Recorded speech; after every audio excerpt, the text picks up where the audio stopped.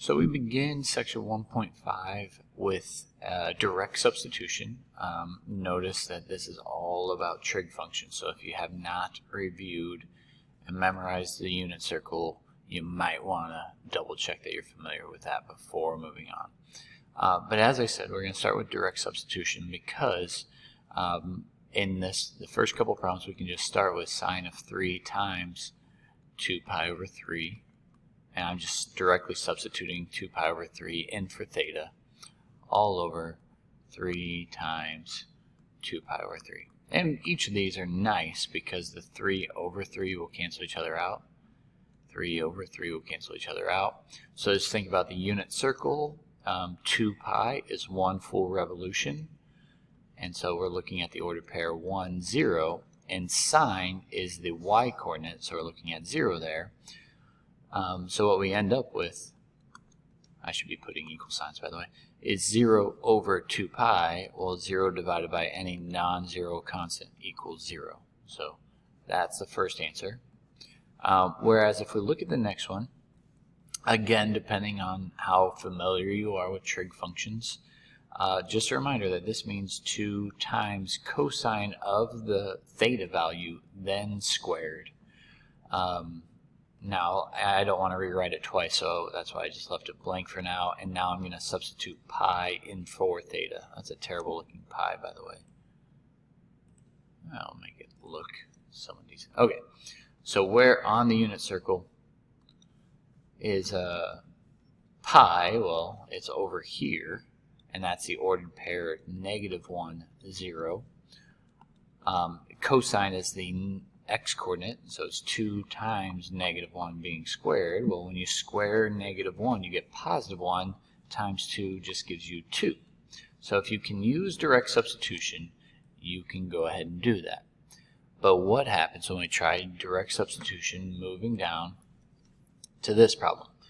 So direct substitution would tell you, and there's a reason why I'm putting arrows in here, because if at any point you get an answer that is not correct and you wrote equal signs over and over again, they mark it wrong. So it's a good habit to get into once you realize that there's issues to put arrows. That's why I'm doing that.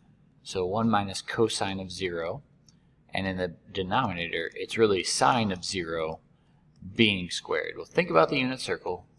I'll just redraw it, although there's nothing to draw because 0 radians, a 0 angle is at 1, 0. So what am I saying is in the top you get 1 minus 1 because the x-coordinate is 1, and on bottom you get the y-coordinate, which is 0. That's what sine is, squared. Well, in the top you get 0, and remember we talked about in an earlier class that 0 divided by 0 is indeterminate, because which answer is it? Is it 0 divided by anything, which is 0, or anything divided by 0 is undefined, or anything divided by itself is 1. So we cannot confirm what this answer is by direct substitution. And the funny thing about this problem is, so I gave you 3 possibilities for the answer. I said 0, undefined, or 1. And that's not even the correct answer because there's a trig identity that you should have learned in pre-calculus. And it starts like this: sine squared plus cosine squared is always equal to 1. And the reason why I'm bringing that to your attention is the denominator looks really close to this. The only issue is that sine squared is not solved for itself. So what you can do is subtract cosine squared over, and to take it one step further, this is a difference of squares. So sine squared is equal to this piece, which is also equal to the difference of squares. 1 times 1 is 1. Cosine times cosine is cosine squared. And to make it a negative, make one positive and make one negative. And if you don't believe me, FOIL this out, and it is equal. So the point I'm trying to make, back to this original problem, is we have the limit as theta approaches 0 of just 1 minus cosine of theta on top over 1 plus cosine theta, 1 minus cosine theta. And just to be a little dynamic, I'll change colors to show you that these things cancel. There's still a 1 in the numerator. Please don't forget that.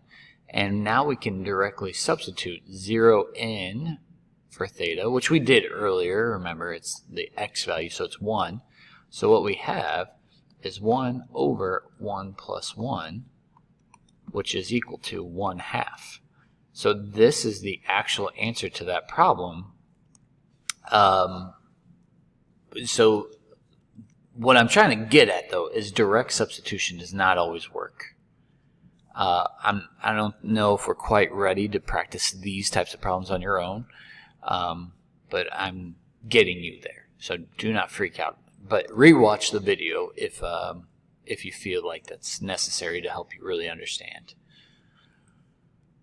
So moving forward, it's probably beneficial for you to realize some of the trig identities before direct substitution. For instance, in pre-calculus you should learn that tangent is sine over cosine.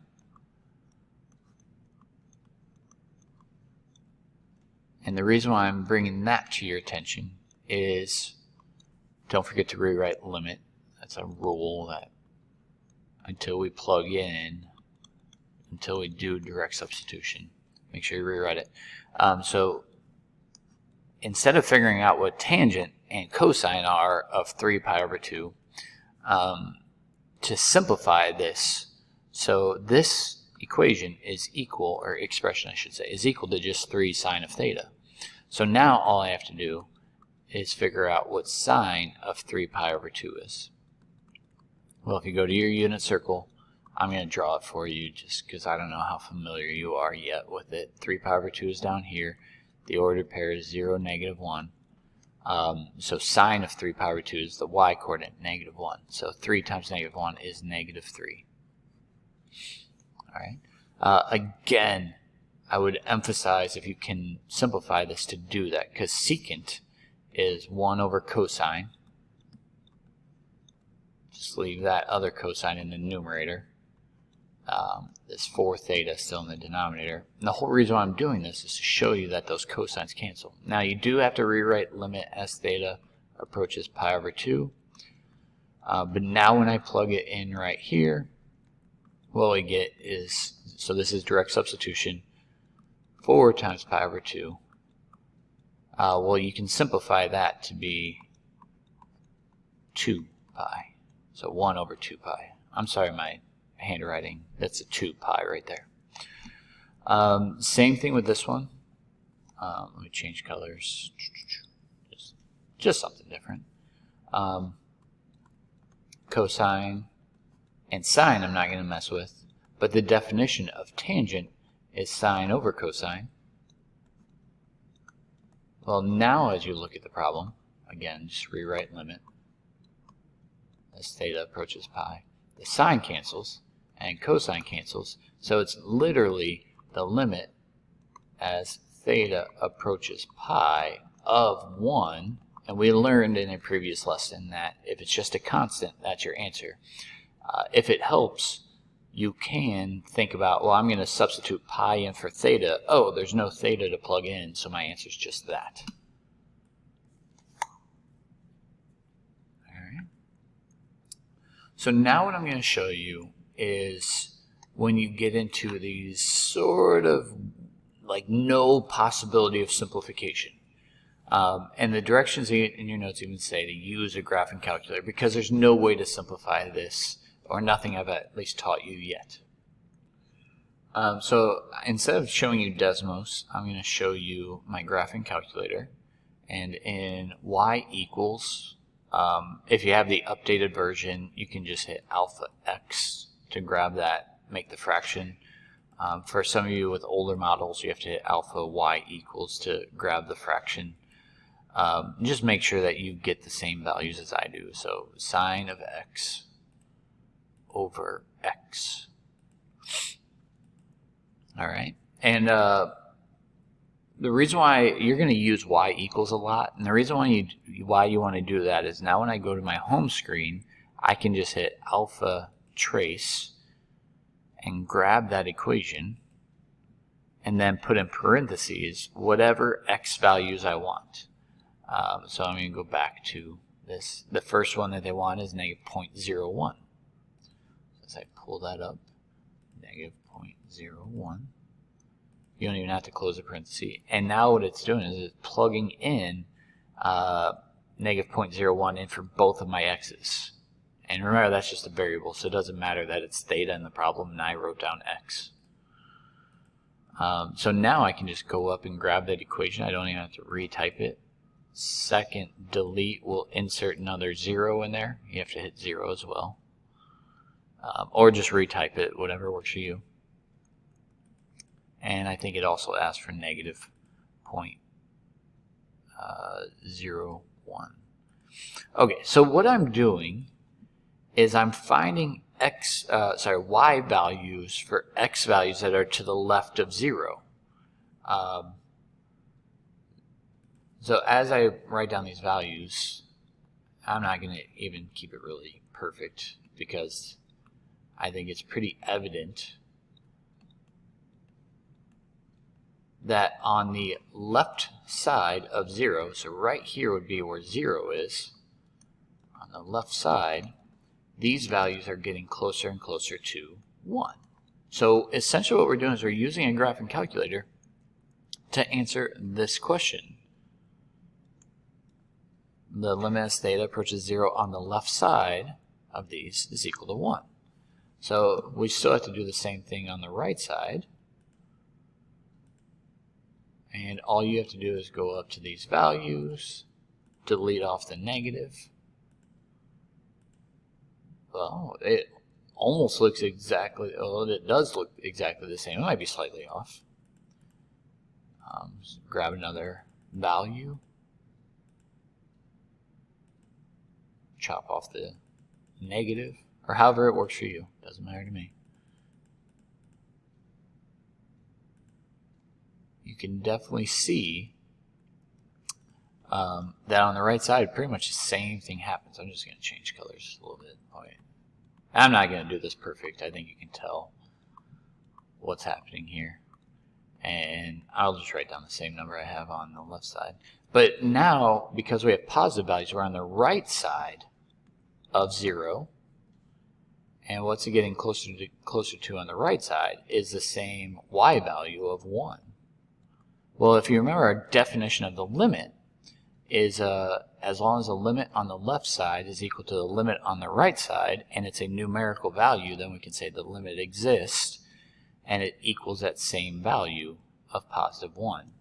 Now, before moving on, I'll just show you what the graph of this looks like.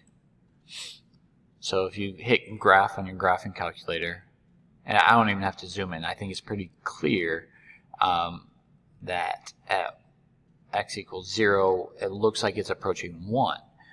Now, try to be smart about this, because if you look at the table, there's definitely an error here, and that should make sense to you because you're dividing by 0, that you're going to have an error, a domain error.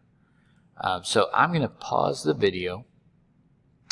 And I think the graph, before I pause it and skip, I think there's actually a hole right there, like there's not a blue dot right there. And you can play with your calculator to verify that. So I'm going to stop this video and then make a new one to finish these notes.